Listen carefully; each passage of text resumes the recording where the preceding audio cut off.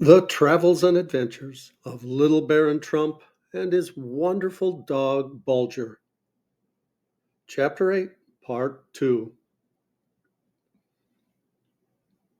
Recovering myself, I sprang up into the shrouds and kept my eyes fixed upon this rare monster, who floated away lazily a ship's length and then came to a dead halt.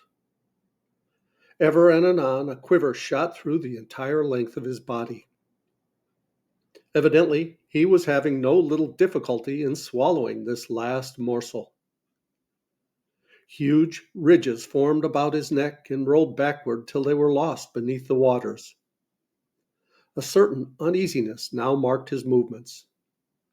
He rolled from side to side, opening and shutting his jaws with a snap that sounded like the bang of two great oaken doors. The dainty quarter quintal of Ipecacuanha was manifestly beginning to distress him. His rocking and rolling motion increased in violence. At one moment, his huge body turned upon its side, bent itself until his head and tail met. At another, it arched itself in the air until its black back spanned the water like a bow.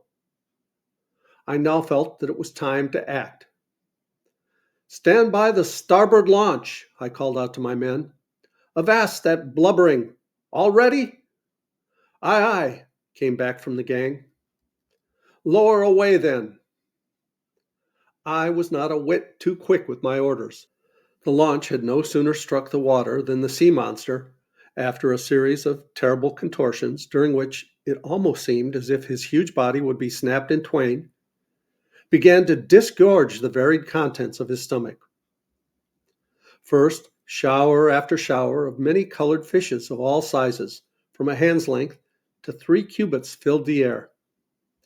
As they fell into the water, they calmly swam away, no doubt well pleased to find themselves in more agreeable surroundings. Thousands of shellfish, all kinds, sizes, and colors, then came flying forth, rattling their claws together as they fell into the water, as if in the defiance at their huge foe that had been so unceremoniously called upon to give up the results of many a long hour's hunt. The living was followed by the dead, for now came forth several wooden buckets, 3 old blankets, numerous bits of plank, rope ends, shreds of sail, paint pots, bundles of oakum, wads of cotton, all of which he had picked up while following in the wake of our vessel. At last, the man of straw was cast out high into the air with a deep grunt of satisfaction. After him came number 1 of the lost seamen. Number 2 and 3 were not slow in arriving. The launch made haste to pick them up, leaving the sick monster to recover his health and spirits as well he might. Bulger received the rescued men with the wildest manifestations of delight, and clapping on all sail, away we bounded before a rattling breeze. To my infinite joy, the water now began to increase in warmth. Hour by hour, the rise in temperature, although slow, was steady.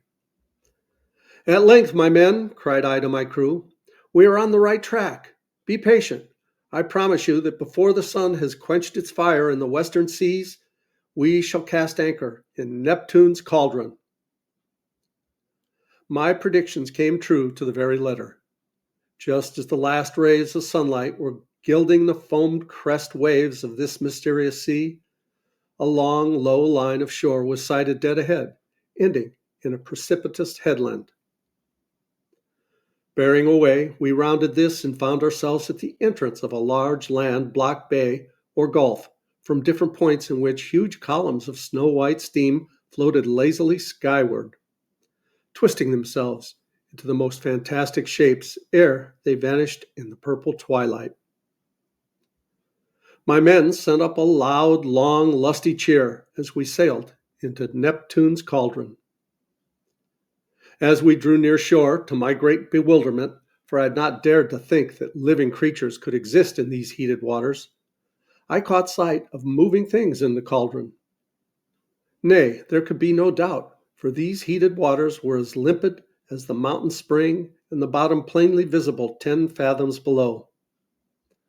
Fish of all colors and sizes floated hither and thither, while myriads of crabs, lobsters, and other queerly shaped crustaceans crawled about on the snow-white sands, following their leaders in long lines, like a procession of cardinals over the white marble pavement of some great city in the Western world. I say crimson lines, for the heat of the water had clothed them all in suits of richest red. As I sat in the ship's launch on my way to the shore, gazing dreamily down into the waters, half dazed by these marvelous sights, a shoal of fish rose near the boat and turned their beautiful tinted sides for an instant to the cool air. To my amazement, I saw that their eyes were sightless, that the extreme heat of the waters had clouded their limpid orbs milk white and shut out the light forever. A cold chill crept over me, for to me the spectacle was as uncanny as if the carp had sprung from the elder baron's table and began to swim about in their native element once more. But the list of strange things was not yet exhausted, for as I drew nearer to the beach, you may imagine my mingled wonder and amusement at seeing scores of fish with their backs planted against the sand furrows, calmly fanning themselves with their broad, flat tails. Upon setting foot upon the shore, I was astonished to find the land, for as far as the eye could reach, covered deep with millions and millions of eggs of different sizes, varying from that of a pigeon to that of an albatross or wild goose. In places, these eggs lay in heaps far higher than my head. In others, they were ranged in long lines like white furrows turned by some gigantic plow. Suddenly, the truth dawned on me. To these shores, vast flocks of seabirds came to lay their eggs year after year, attracted by the warmth of the atmosphere. There they build their rude nests and fill them with eggs, and enter upon the task of hatching out their young. When suddenly the heated waters, hurled by some gale or resistless current, rises upon their resting places and spreads death where life was just beginning, by cooking the countless thousands of eggs which fill their nests. And so on from year to year, until now I behold the work of 1,000 floods, which have in turn added their contribution to this vast stock. While standing on the shores of this wonderland one morning, gazing out across the steaming surface of Neptune's cauldron, several of my crew came running toward me with startled mien and great outcry, all pointing skyward. I turned and looked in the direction indicated. A vast cloud, black and threatening, hung in the heavens. As I stood watching it, it broadened and widened until it fairly darkened the light of day. My men were now on their knees, uttering the most piteous lamentations, for they imagined the end of the world was at hand. I commanded them sternly to leave off their availing and groaning, for I saw that the great black cloud was simply an enormous flock of birds, of what species I could not tell. Nearer and nearer they came, with a sound like the rushing of wild winds. They covered the whole sky like an inky pall. It was evident to me that they intended alighting upon the shore of the cauldron, and fearing lest their immense numbers in settling down might smother us, I called out to my men to stand by the ship's launch. There was no time to lose, for as we pushed out from the shore, tens of thousands of these birds, a species of crow, about twice the size of those at home, began to settle down in long rows as far as the eye could reach. For the first now I noticed that every crow held something in its claws. I looked again and saw that each of these birds carried an immense mollusk, fully as large as the watchman's club, and something the same shape. Imagine my mingled surprise and amusement upon observing that those in the first row were now making for the water's edge.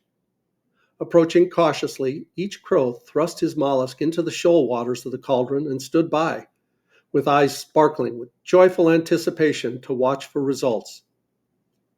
He had not long to wait. Unaccustomed to the great heat of the water, the mollusk soon began to open its shell, first cautiously, but as the hot water poured in upon it with great precipitation, fairly with a snap. Waiting for a moment or so until the hot water had curled the animal quite free of its shell, the fastidious birds then partook of the savory contents, giving a few caws of grateful acknowledgment, and withdrew to make room for the next row. This changing places, cooking up provisions, and feasting lasted for half a day. By the time the entire flock had exhausted its raw material, then with deafening cries and loud flapping of pinions, these feathered epicures rose into the air and disappeared as they had come. Fain would I prolong my stay upon the shores of Neptune's cauldron, but I observed that the steam from the waters was disagreeable to Bulger. With speaking eyes, he implored me to hoist sail and seek some, to him, pleasanter land. I could not withstand that appeal. So I made a farewell survey of the egg mounds, gazed my last at the red-shelled crustaceans and chalky-eyed fish of the cauldron, and went aboard of my staunch vessel. Heading now westward, I crowded sail, intending to hug the China coast pretty closely on my homeward voyage. All went well for the first few days after leaving Neptune's cauldron. Bulger ranged the deck, playing the maddest capers. Thoughts of home now began to occupy my mind. The elder Baron was growing old. I felt that I ought not to prolong my voyage. He might be in need of my counsels. Suddenly, one day at high noon, the skies darkened. The wind sprang up. I thought nothing of it. It will only be a mad romp, which will serve right well to blow us along homeward. But oh, what a short-sighted creature is vain man, who thinks to read the signs of the skies, the winds, and the waves. The merry whistling of the wind soon gave place to the dismal howl of the blast.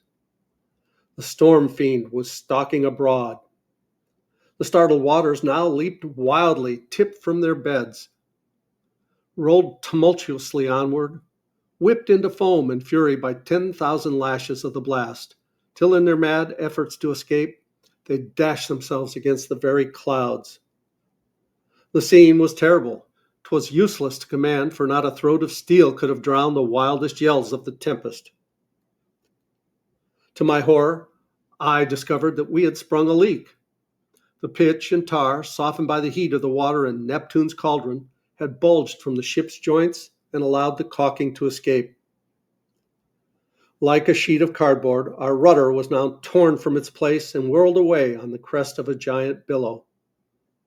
Behind us now, at the very mercy of the storm, the plaything of the wind and wave, a cockleshell fallen on the battleground of nature's warring elements. Bulger, lashed to the rigging by my side, uttered no plaint, no cry of fear, no sound of distress. I could see that his speaking eyes were following me about as much as to say, "I am not afraid, little master, so long as you are by me." I could feel my heart thump out aloud, "Thank thee, dear, faithful little friend." From time to time, I passed my hand caressingly over his head and neck.